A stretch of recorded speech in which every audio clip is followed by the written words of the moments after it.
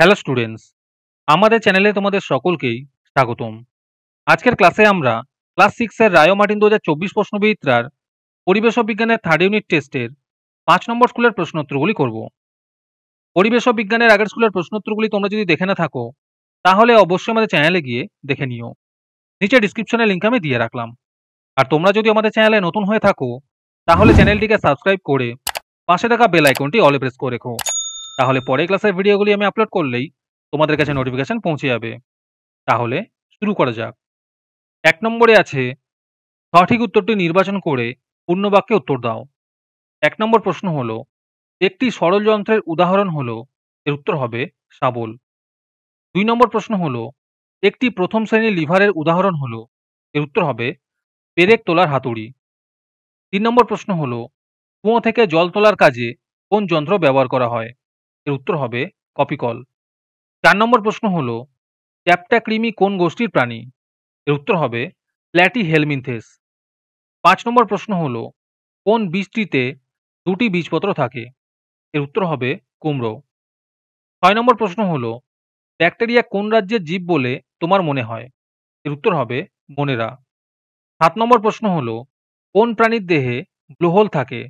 এর উত্তর হবে তিমি। ৮ নম্বর প্রশ্ন হলো, সি হর্স হলো এক ধরনের, এর উত্তর হবে মাছ। ৯ নম্বর প্রশ্ন হলো, কোন প্রাণীটি সমাজবদ্ধ জীব নয়? এর উত্তর হবে মশা। ১০ নম্বর প্রশ্ন হলো, চাষের জমি থেকে কোন প্রকার বর্জ্য পদার্থ পাওয়া যায়? এর উত্তর হবে ডিডিটি। ১১ নম্বর প্রশ্ন হলো, কোন প্রকার বর্জ্য পদার্থটিকে পুনর্ব্যবহার করা যেতে পারে? এর উত্তর হবে লোহার ছাঁট। ১২ নম্বর প্রশ্ন হলো, জৈব ভঙ্গুর প্রকৃতির বর্জ্যের উদাহরণ হলো, এর উত্তর হবে পচা সবজি। ১৩ নম্বর প্রশ্ন হলো, সোডিয়াম মৌলটির চিহ্ন হলো, এর উত্তর হবে Na। ১৪ নম্বর প্রশ্ন হলো, একটি মিশ্র পদার্থের উদাহরণ হলো, এর উত্তর হবে বায়ু। ১৫ নম্বর প্রশ্ন হলো, Au চিহ্ন দ্বারা মৌলকে প্রকাশ করা হয় সেটি হলো, এর উত্তর হবে গোল্ড। ১৬ নম্বর প্রশ্ন হলো, বস্তুর ভর মাপার যন্ত্রটি হলো, এর উত্তর হবে সাধারণ তুলাদণ্ড। ১৭ নম্বর প্রশ্ন হলো, এসআইতে আয়তনের একক হলো, এর উত্তর হবে ঘনমিটার।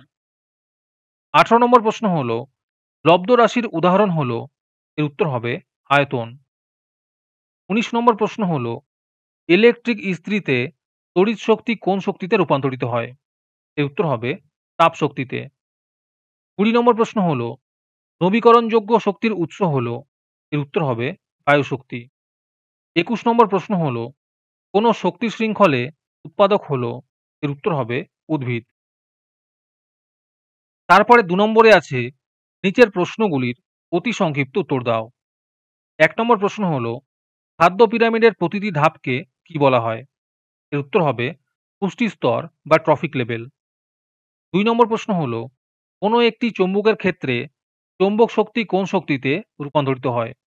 এর উত্তর হবে যান্ত্রিক শক্তিতে। ৩ নম্বর প্রশ্ন হলো, নুন জল থেকে নুন ও জলকে আলাদা করা হয় কোন পদ্ধতিতে? এর উত্তর হবে বাষ্পীভবন পদ্ধতিতে। ৪ নম্বর প্রশ্ন হলো, দুটি মৌলের পরস্পর যুক্ত হওয়ার ক্ষমতাকে কি বলে? এর উত্তর হবে যোজ্যতা। ৫ নম্বর প্রশ্ন হলো, উদ্ভিদের বৃদ্ধি পরিমাপ করার যন্ত্রের নাম লেখো। এর উত্তর হবে অক্সানোমিটার। ৬ নম্বরে আছে শূন্যস্থান পূরণ করো। প্রশ্ন হলো, ভূমি ও নদতলের মাঝের ড্যাশ যত ছোট হবে, নদতলের সুবিধা তত বেশি হবে। এর উত্তর হবে কোণ। ৭ নম্বরে আছে, যে বিন্দুকে কেন্দ্র করে কোনো লিভার অবাধে ঘুরতে পারে তাকে কি বলা হয়? এর উত্তর হবে আলম্ব। ৮ নম্বর প্রশ্ন হলো, প্রাচীনকালে মিশরে দৈর্ঘ্যের একক হিসেবে কি ব্যবহার করা হতো? এর উত্তর হবে হাত। ৯ নম্বরে আছে শূন্যস্থান পূরণ করো।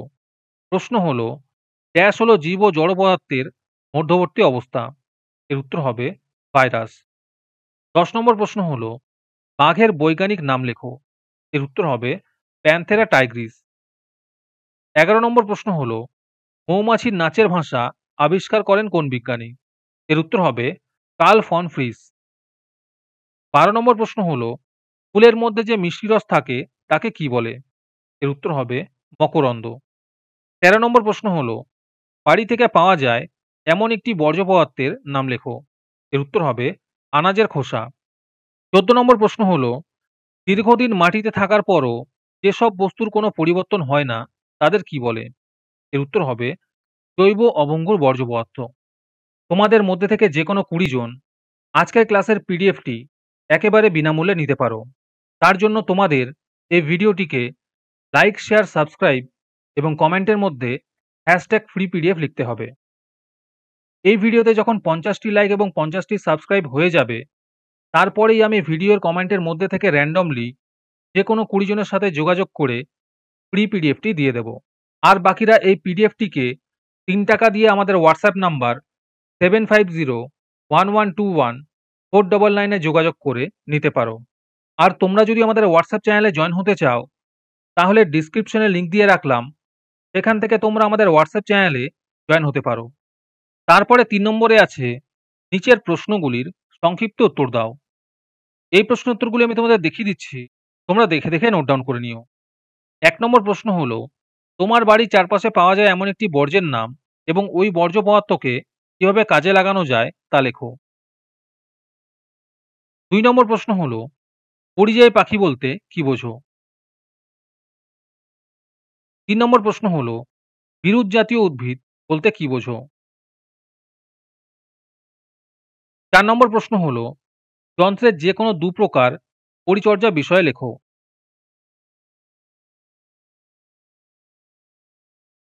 ৫ নম্বরে আছে, নিচের শক্তি শৃঙ্খলের ফাঁকা বাক্সে উপযুক্ত শব্দ বসিয়ে পূরণ করো।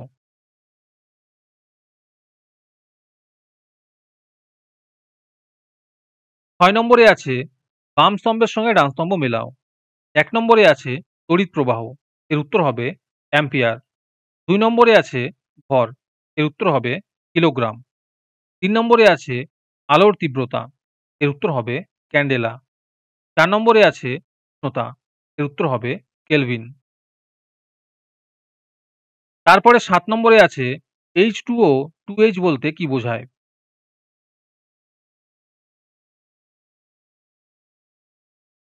তারপরে ৪ নম্বরে আছে নিচের প্রশ্নগুলির উত্তর দাও।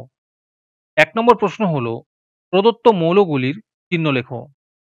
আর তার সাথে আছে হাইড্রোজেন ক্লোরাইড যৌগটিতে কোন কোন মৌল আছে?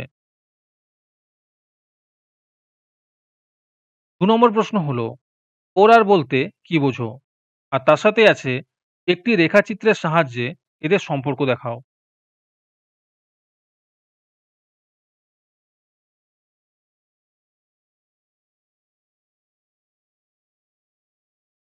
৩ নম্বর প্রশ্ন হলো, মানুষের হাত কোন শ্রেণীর লিভার?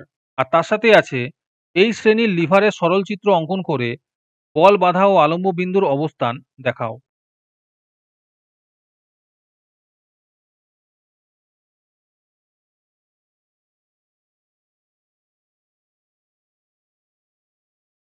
চার নম্বর প্রশ্ন হলো, একটি মৌচাকে কি কি প্রকার মৌমাছি থাকে?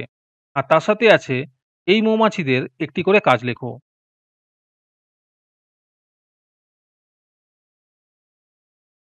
৫ নম্বর প্রশ্ন হলো, বল বলতে কি বোঝায়? আর তার সাথে আছে এসআইতে বলের একক কি? ৬ এর এতে আছে, তোমার বাড়ি থেকে স্কুলের দূরত্ব 3.5 কিলোমিটার। এর দূরত্বকে মিটারে প্রকাশ করো। বি নম্বর প্রশ্ন হলো, পায়ের মান কত? সিতে আছে, সময় বলতে কি বোঝায়? তারপরে ৭ নম্বর প্রশ্ন হলো, মস জাতীয়, ফান জাতীয় এবং ব্যক্তবীজী উদ্ভিদের একটি করে উদাহরণ দাও। তার সাথে আছে, কোষের মধ্যে থাকা ঘন গোলাকার বস্তুটিকে কি বলে?